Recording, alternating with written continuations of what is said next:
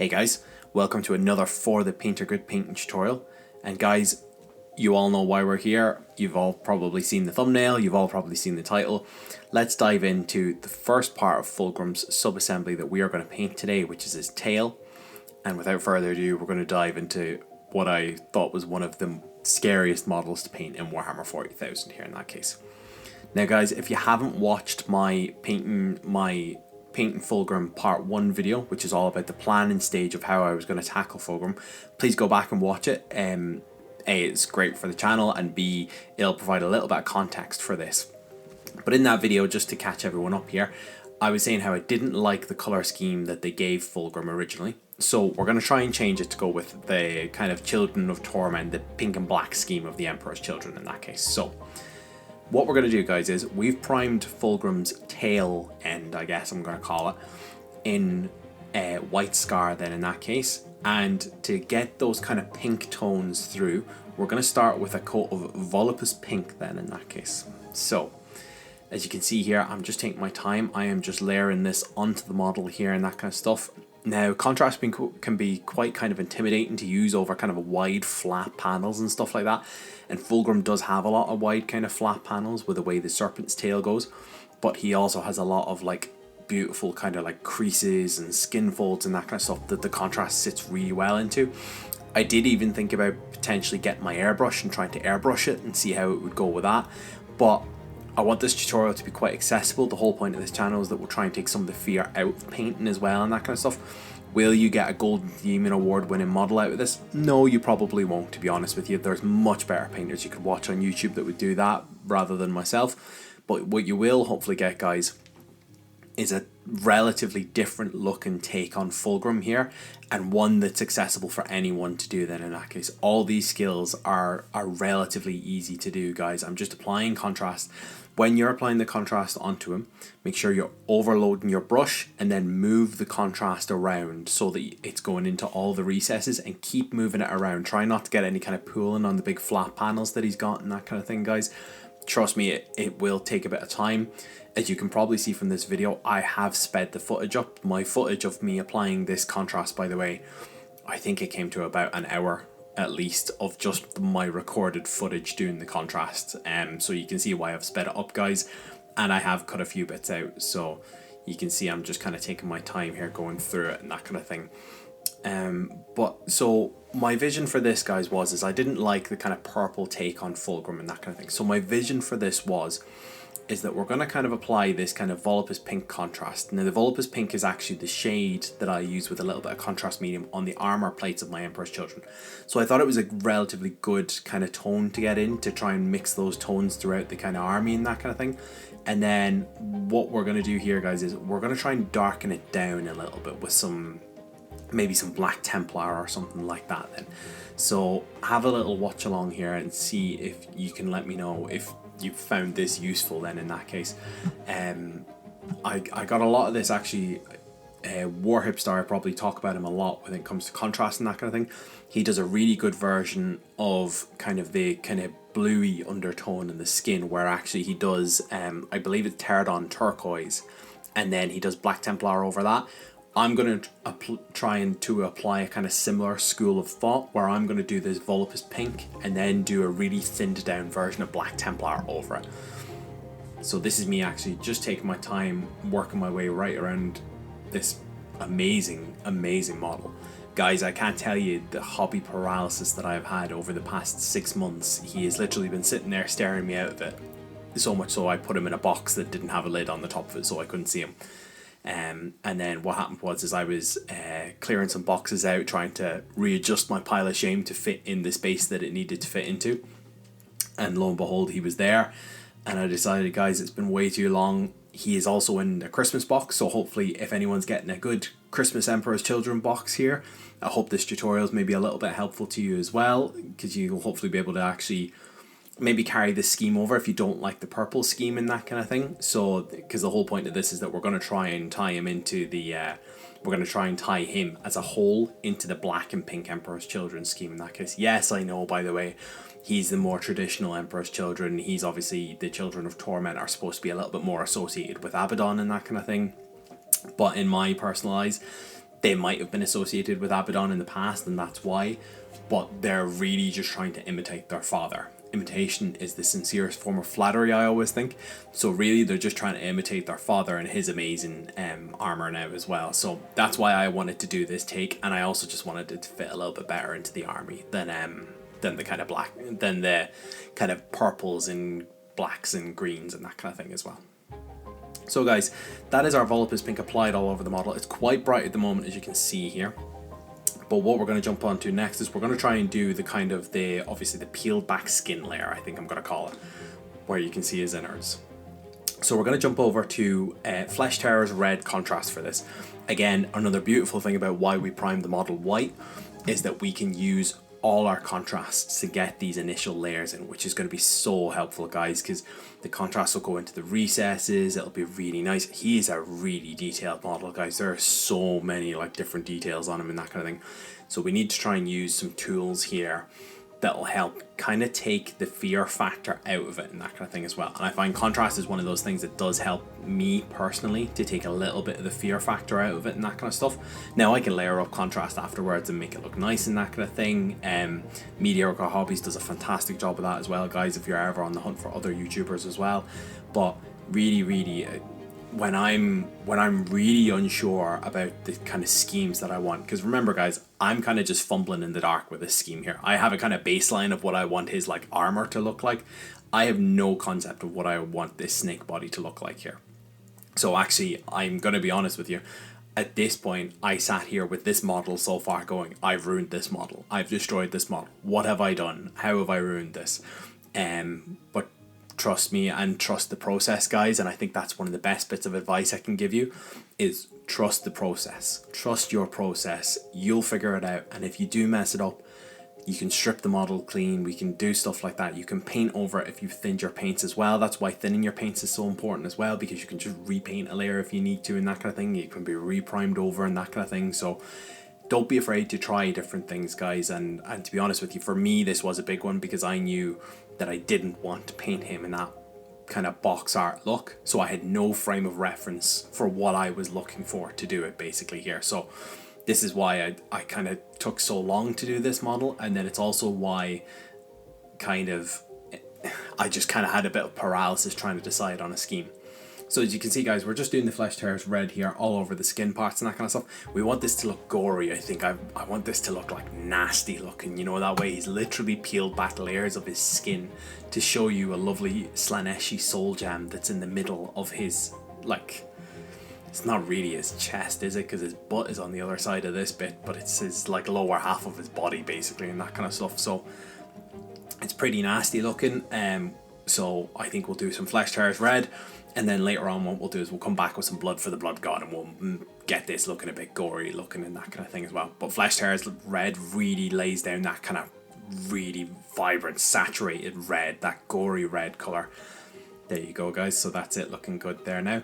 So this, guys, is where we're going to jump up to the kind of Black Templar layer that I was on about here. So I've mixed Lamian Medium and Black Templar. Now, I've done this about 4-to-1 here in this case, guys, right? And it's just because I wanted this to be quite thin to help it flow. Lamian Medium is obviously like a flow improver or something like that. It's something like that. It's a kind of a flowing agent that'll help it improve the flow of the paint. So I've done kind of 4-to-1 on this, and the idea behind this is that if I do 4-to-1 and I feel it's too thin still, I can put another kind of layer on top here. But overall, I was relatively happy with how this went, guys. You can see here it's darkening that down. You're still getting the hints of pink coming through it as well because it's so thin and that kind of thing as well, which is really, really nice. So this is kind of this point where I was kind of putting this on. You can see here I've done it all over the chest now in comparison to the rest of them. I really liked the result. It did kind of end up a little bit purple without meaning to, actually, but a really kind of more of a kind of mottled purple color rather than actually like the traditional like vibrant Emperor's Children purple here. But you can see here I'm just taking my time, and guys, again, I've obviously sped up this footage. There's probably at least like an hour or two of footage just me applying this as well, because I was trying to make sure I get it evenly all across the model there and that kind of thing, trying to avoid any like excess pooling and stuff like that. Obviously lamine medium is a flow improver, so it flows really nicely, but you still have to watch out for like pooling and stuff like that, because it will still try and sit on whatever surface that you put it on there. So you can see here I'm just sitting it, but it also kind of acts as like a double shade. So where Volupus Pink would have flowed into those kind of recesses on the model, as well as that, then you've obviously got this now Black Templar mix that's going to flow into the recesses on the model as well here. So it is really good actually, and I will be honest, I cherry pick my favorite things from my favorite YouTube content creators and I use them going forward. So that's generally what I do. It helps me learn how to paint by trying out different techniques, and then I kind of find I can apply them in different ways later on in hobby and in ways that I didn't think I would, to be honest with you. So this is me applying the layer here, guys. I was kind of surprised that the kind of pink layer, and then you'll see me go in later with some Black Legion. They were the two biggest layers across this whole model. They were the layers that took me the longest amount of time. Was actually basically all the work in the snake body, obviously, but actually these were the longest parts of the entire model, I would say. I actually have him finished now, guys, in full disclosure. I actually have him fully finished now and that kind of thing. I only finished him yesterday now, before I'm recording this audio here and that kind of thing. And he's really good. I'm really happy with how he turned out in the end. But really, this snake body here took me the absolute longest. So at the snake body, I kind of had a bit of panic, right? So I wasn't massively happy with the front of his chest, so I jumped in with a couple of dry brushes. So the one I didn't show you on camera there, guys, is the Screamer Pink dry brush there. And now you can see I'm just going in with some Pink Horror as well. And again, it's just to lighten up that stomach area of him there and that kind of stuff. Obviously, that's quite pale in the box art and that kind of thing. It's more of like a white pale rather than that. But we're going to try and brighten it up a little bit with a quick dry brush of Pink Horror here. You can see I'm just, and this is a really light dry brush, guys. But what I'm doing is I'm doing multiple passes to try and build up the color basically here. And I would always recommend you do this with a dry brush. Try and dry brush lighter and go multiple passes rather than doing a really heavy dry brush on the first hit. And the whole thing is then is you can build up a transition of color then by doing multiple passes.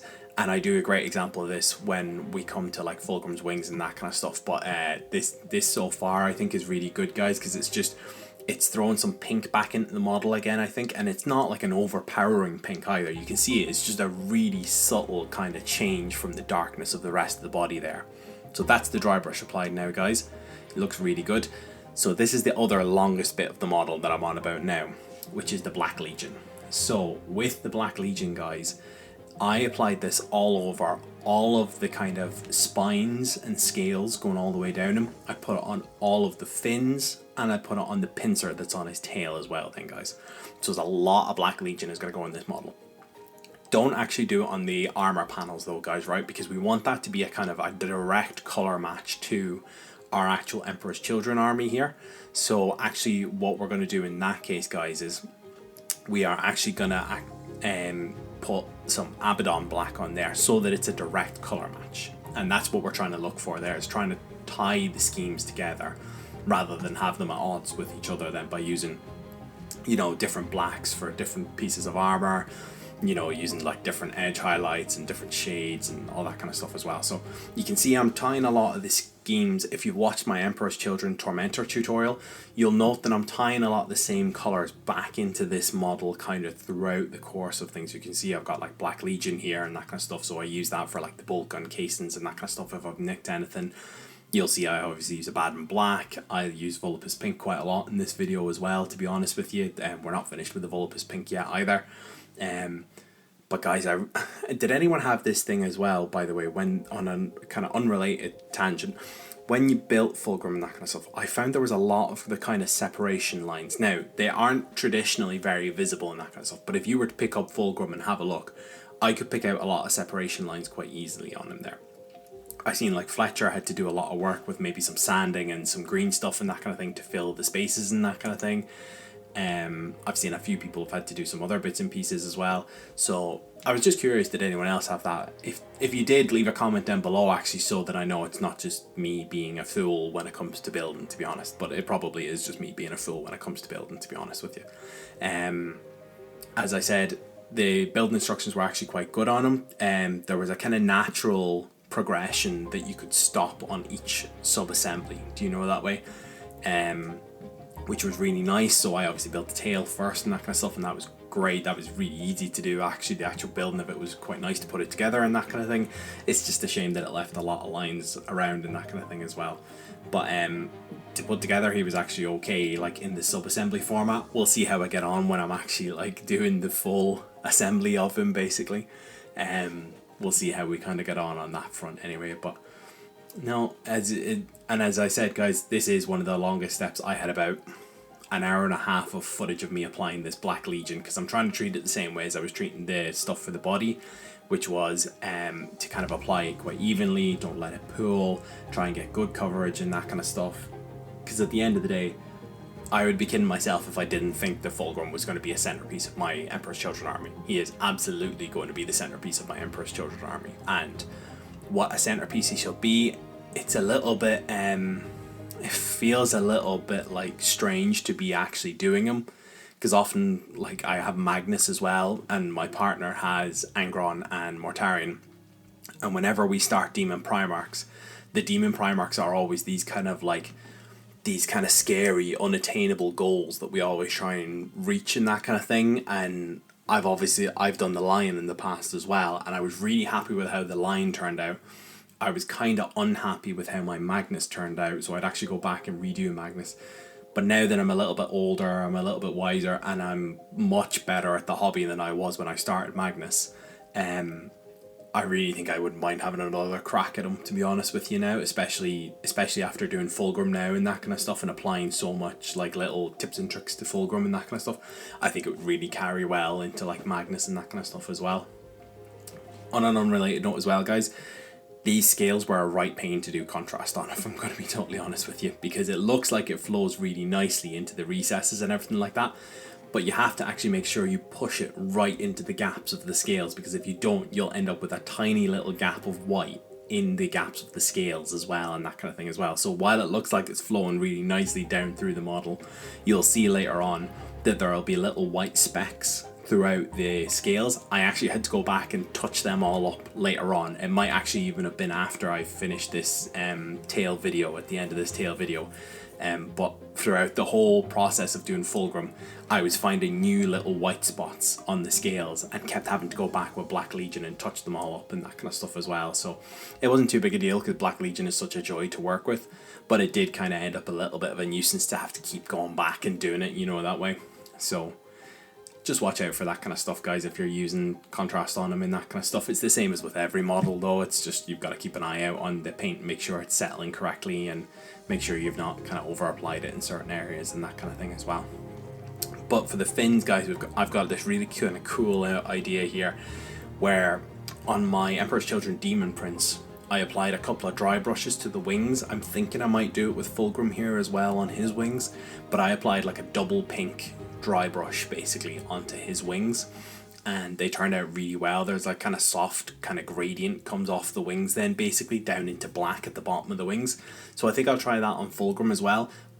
So Fulgrim's fins here all over the snake body, they're going to be our little test run here for the purposes of this, for the purposes of that kind of larger test on the wings basically, because obviously the wings, I didn't actually realize how hunched over Fulgrim was going to be until I actually sub-assembled him. He really leans forward into whatever he's kind of roaring at, you know, that way. So it is kind of one of those things just to watch out for. But it's one of those things I'm going to try and tie the scheme together throughout the sub-assemblies, because you've obviously got to be kind of careful, guys, as well when you're doing sub-assemblies, that the scheme actually goes well together in each bit as well, do you know, that way. You'll see what I mean later on when we actually kind of start sticking like his torso on and that kind of thing as well. It'll look really cool, trust me, it'll look really, really good. But yeah, as I said, this is one of the longest steps of the whole process. I could have subbed in, you know, 45 minutes of this footage if I had wanted to be honest with you, but we all know what Black Legion looks like when it's all over the model and that kind of stuff, but he does take to contrast paints very well, I will have to absolutely say that anyway. Okay guys, so as you can see, we're nearly getting to the end of the Black Legion stage of this model now. We're maybe about halfway through if we're lucky then, in that case, over the halfway point anyway, and that kind of stuff. But guys, has anyone else ever had that kind of hobby paralysis with a model before and that kind of stuff? I can't remember ever having it. Even with Magnus, to a certain extent, there was an element of, oh, I can just do it in bits and pieces and that kind of thing, and I'll tackle a bit every day. Fulgrim just felt very full on, and actually even as I'm kind of recording this audio now, when I've actually got Fulgrim kind of like, when I have all the bits kind of fully finished and that kind of thing, he felt like a lot. He felt like a lot, to be honest with you, and that kind of thing. It was quite a full-on model to paint and that kind of thing as well. It is a real first world problem, I do acknowledge that. It is a real first world problem that my hobby is so tiring and that kind of stuff, you know, that way. But yeah, I found him a bit of an intimidating one to paint anyway, that was for sure. And then, of course, I've recently started trying to do like gems and jewel stones properly as well, so you'll see later on in this tutorial as well where I'm going to start to try and rope that in to Fulgrim's actual scheme here as well, then in that case as well. But as I said, this is a long model to paint anyway, certainly, and that kind of stuff, and especially the tail section. I definitely, if you were to ask me what part I enjoyed painting of Fulgrim the most, I would probably tell you either the torso or the wings, potentially. I think I found both of them really enjoyable to do. The face was fine, I didn't mind the face. I went for the kind of shouty, angry face and that kind of thing, so it didn't bother me too much and that kind of stuff. It wasn't a terribly like difficult face to paint or anything like that. It was just that was the face that I actually went with. Versus I could have gone for the helmet and kind of blended that in with the rest of the scheme as well, guys, and that kind of thing. He had so many options when it came to the heads as well. It was almost a little bit hard to pick and choose, to be honest with you. But for me, the original face that they showed, the angry kind of roaring face, I thought that kind of encapsulated the look that I wanted from my Fulgrim the most effectively there. So I thought it was really good in that sense. And actually the face actually wasn't bad, to be honest with you. I had a kind of easy way of doing the skin on Fulgrim. Again, some parts of the scheme are taken from some of my favorite YouTubers, just tweaking color choices and maybe some of the methods used to apply them and that kind of stuff, guys. There's guys, as I said, that will show you how to paint Fulgrim to a golden demon standard and that kind of thing, and he just looks absolutely incredible. I totally think he'll look incredible, but it's just for me personally, I needed to get him done. I needed to get out of that hobby paralysis and actually get him done. And obviously they announced him in the Christmas boxes as well, so that was me obviously going, there's going to be people that are getting Fulgrim for Christmas this year and that kind of thing. So I really want to see kind of if I can get Fulgrim done to a scheme that I would be happy with, a scheme that blends with my army, even though my army is the box art army scheme. I don't think the original Fulgrim scheme actually goes with it at all, to be honest with you. So we'll kind of see, we'll see what happens in relation to that. So there you go, guys. The Black Legion is finally applied in that case. It took us a long time, but we're getting there. And you can see what I mean about those little white speckles that I have to go back and tidy up then. So now, guys, we're going to jump all the way up to Screamer Pink again then in that case. And we're actually going to reach for our dry brushes again here. And what we're going to do is, now this step, I'm not entirely sure about this step personally. I'm not sure I would 100% recommend everybody to do this step. I would say give it a go on a smaller patch of scales first, and then you can try it over a bigger patch then afterwards. So what I do here, guys, is I do a double dry brush here. So it's exactly the same dry brush as I did on Fulgrim's skin, again to try and tie those color choices together. But you can see obviously, like, so this is me dry brushing all the scales and that kind of thing, so they look really good and that kind of thing. And then I'm obviously putting it over the pincer as well. And then we're going to give a kind of specialized dry brush to those fins as well, because as I said, we want those fins to be like the tester for Fulgrim's actual for his actual wings as well and that kind of thing. So I think that's kind of important to do that as well there in that case. So here you go, you can see I'm going in at all of those fins there and that kind of stuff with the Screamer Pink. I'm also going to do Pink Horror, as I said, afterwards, guys. So then that's going to be us then actually, that's going to be us actually fully sorted then with the dry brushes all over the scales. As I said, would I do it again over the, I would definitely do it over the fins. I'm not entirely convinced I would do it over the scales, guys. I'm not convinced that it actually added a lot to the actual scales and that kind of thing. I don't think it added a lot to the scales at all. I don't think it added enough to probably merit the time that I put into it and that kind of thing. But I do think it was definitely worthwhile in the fins. I think the fins turned out really, really well, and I was really, really happy with how the fins turned out.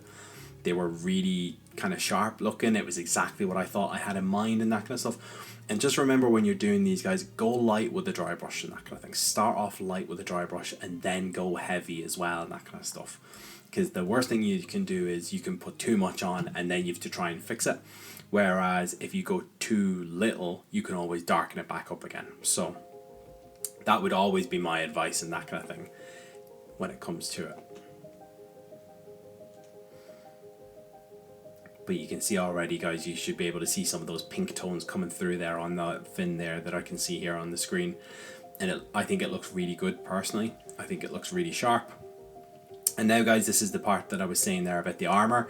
This is me actually going in now with some just plain old Abaddon Black from Games Workshop, from Citadel. This is just plain old Abaddon Black over the white.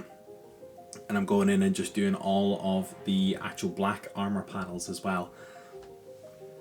And you can see it actually, even though it's just Abaddon Black, it does get a good coverage. It's pretty good. There's not too much hassle or anything like that on it, just a good clean coat. And it's just thinned with water on a wet palette. It's not anything crazy. I'm not using different thinners or anything like that. I'm just putting it on a wet palette and then a little drop of water to thin it down and that kind of stuff. And it just sits really nicely over it and that kind of thing as well.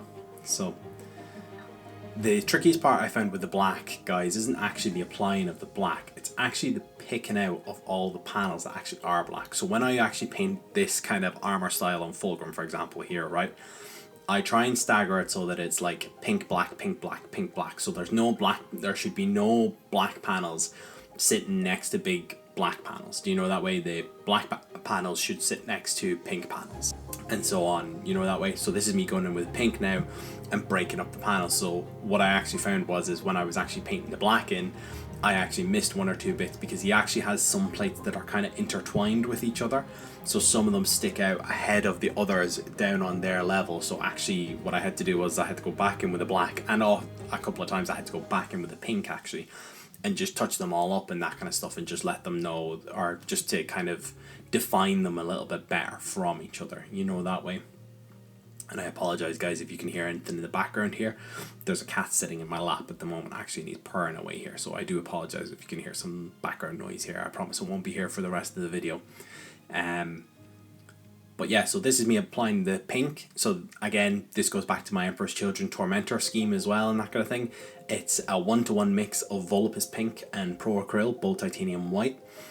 Just again mixed on a wet palette. I actually don't even thin it down with any water because the Pro Acryl stuff is actually kind of a little bit thinner naturally, and when you apply it on a wet palette, it kind of like thins it down to that consistency anyway. And then the Screamer pink is generally not the kind of worst Games Workshop paint to work with. It's generally a pretty okay paint to work with there and that kind of thing. So I found that it applied really well over the white as well. I didn't need too many coats or anything here.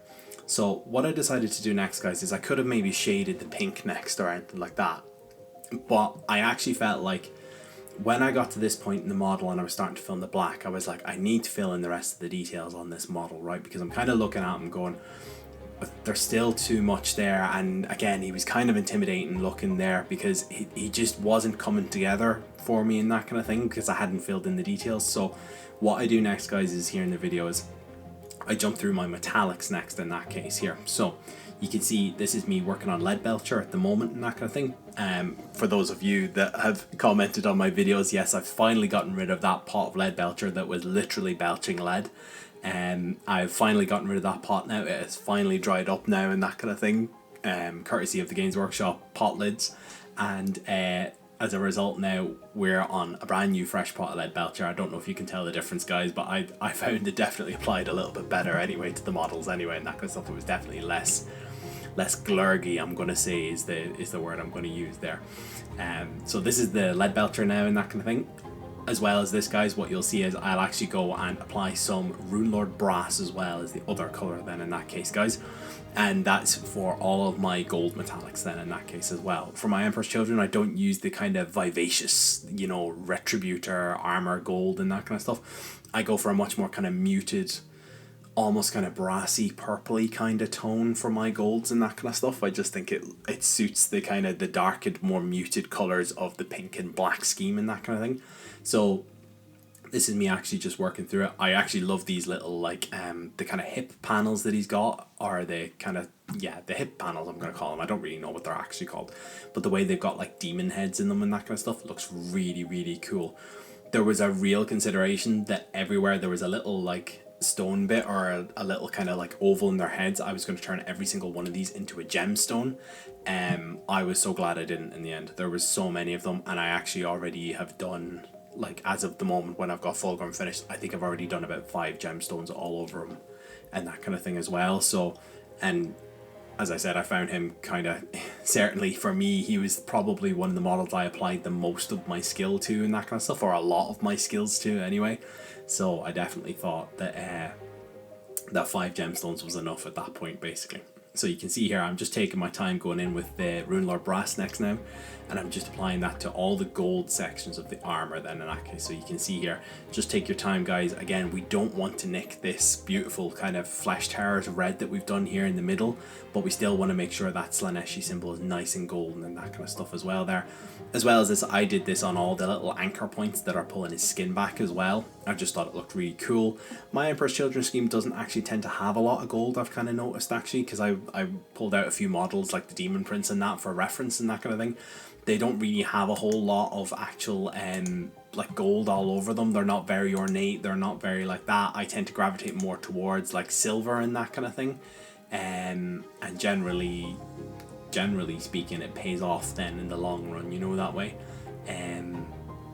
Because I think it just goes with the scheme more. The black and the silver go well with each other. I'm sure black and gold go well together before. I'm sure someone will tell me on a color wheel, you know, black and gold are natural colors that go well together and that kind of stuff, and I do understand that, but I just prefer the silver, if I'm going to be honest with you. It's just more of a personal choice than anything else. But as you can see here again, do really take your time when you're coming to these bits, guys. The skin is effectively done now on the snake body. Like, the snake body is kind of finished here. We're just literally going to fill in, you know, those little like bangly jewels that are going across the snake body at different points, and then obviously all the other bits of silver and gold as well.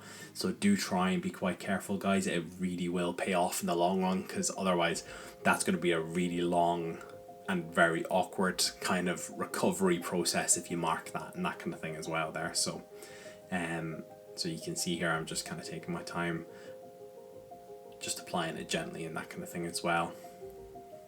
But he really, for me, it was at this point when I filled in all the gold that he actually started to come together. The gold, it took all the way up to the point where I added this gold detail here for me to turn around and go, oh, I can see a demon primarch starting to come together now. I can see an amazing model starting to come together now and that kind of thing. So do bear with it and do trust the process. It is a process. That is what I would say. Like, painting Fulgrim is a process. I won't pretend that it was like, it wasn't fun for for a lot of the time, especially on this bit. But what I will definitely say is actually when I got to the end, so by the time I had gotten to the backpack and the head, I was absolutely loving every second of it, because I had gotten through the tail and I had gotten through the torso. And for me, the tail was probably even worse than the torso, because at least with the torso, I had my color scheme down. For the tail, it was the kind of coming up with this color scheme that kind of freaked me out the most there and that kind of stuff.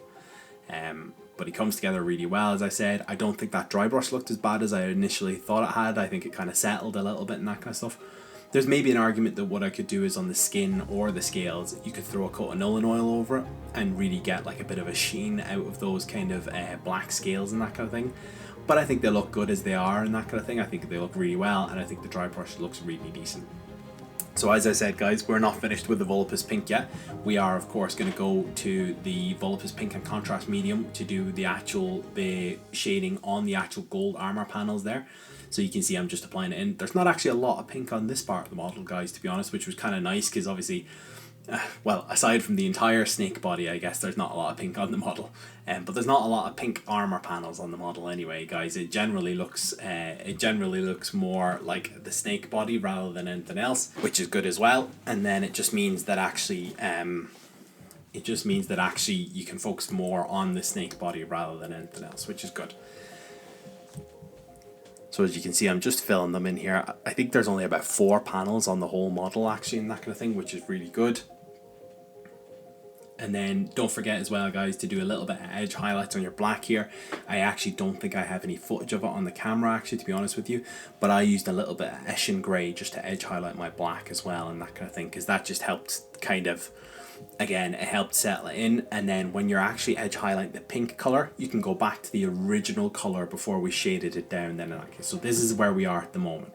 You can see the pink looks really well, it ties back into the scheme, the black looks really good, and now we're going to get that kind of open skin torso bit nice and gory looking basically here. So Blood for the Blood God was an excellent choice for this one, I felt. It gives it that kind of glossy finish. I would say though, you can go as heavy as you like with Blood for the Blood God, I think, to be honest with you, right? You can go as heavy or as light as you like, I think. If you go light, it's going to give it a bit more of a kind of glossy finish, and it's maybe not going to... It'll just kind of look a bit gooey and stuff like that, whereas if you go heavy with it, it's going to seep into those recesses, and the recesses are going to look more gory and that kind of thing. So it is literally dealer's choice. Do you want it to look like a little bit of a kind of surface wound where it's just kind of like... it's just a kind of scratch the surface kind of thing, or do you want it to look like it's gory muscle tissue, just absolutely disgusting stuff, you know, that way? That's totally up to you guys. You can see as well, by the way, just as a quick unrelated note, when I did the black on the armor panels as well, I've also blacked in the gemstone that's on the front there, because of course we are going to make that a gemstone, and the best way that I find to start gemstones is a black then, basically, and that kind of thing. So that's my personal happy place to start gemstones anyway, and that kind of thing. So just take your time, guys. Again, we don't want to get this over like the gold or anything like that. We've obviously spent a little bit of time trying to get that gold in and that kind of thing. Please try not to mark it on the skin either. I don't have a fix for that repair job, guys. I was flailing about in the dark with that skin. To be honest with you, you could just do White Scar and then Volupus Pink and then Black Templar over the top again. Your finish might look a little bit different is the only thing. So there's an argument at the start of the video, you could actually just relayer a normal pot of White Scar all over the model. But to be honest with you, I was just that excited. I was starting with them. I forgot to do that step and I just dove straight in, to be totally honest with you here. But it was definitely at this point I was starting to turn around and go, oh, this is a Demon Primarch form, and this is Fulgrim I'm working on now. This isn't just a serpent body and a white tail or that I'm working on here. This is actually the start of the Demon Primarch Fulgrim. This is actually starting to take shape now, which is really good. So there you go. You can see what I mean by the gory bits. I went a little bit heavier up at the top and a little bit lighter down at the bottom, so you can see what I mean.